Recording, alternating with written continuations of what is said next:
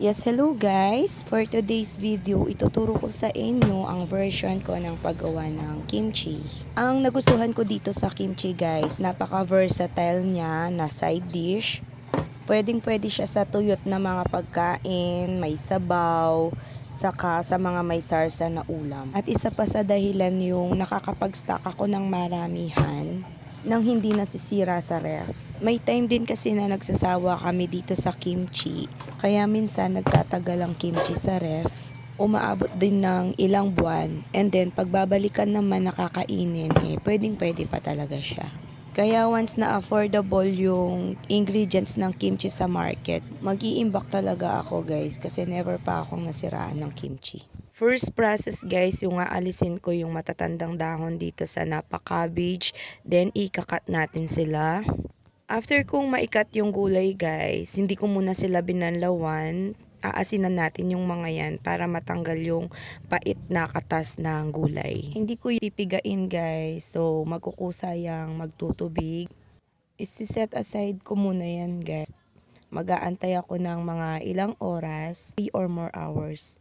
2 cups of rock salt yung ginamit ko dyan sa 4 kg napa cabbage. Nag-grind ako ng 1 cup malagkit na bigas. Yan yung gagamitin kong pampalapot sa tubig ng mixture ng kimchi. Pwedeng-pwede naman ng starch, harina, o kaya glutinous powder.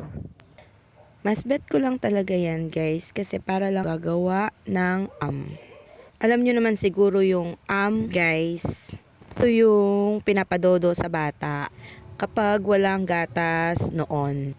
Anyway, back tayo sa paggawa ng kimchi. Flip nyo din paminsan-minsan yung nakaset aside na gulay. Magpapakulo na ako ng tubig. I use 9 cups of water. Ginamit ko lahat yung 1 cup glutinous powder. Tunawin nyo sa 1 cup of water yung glutinous powder. Once kumulo na yung tubig, pwede nang ilagay yung tinunaw na glutinous powder. Banlawan ng 2 beses yung inasinan na gulay. Yan yung gamit kong pang shredded ng gulay para mas mabilis lang. Naglagay ako ng 2 sibuyas, 2 heads of garlic, 1/4 cup of ginger. Grind all the 3 spices. Maglagay ng 6 tablespoon of fish sauce and 9 tablespoon of sugar.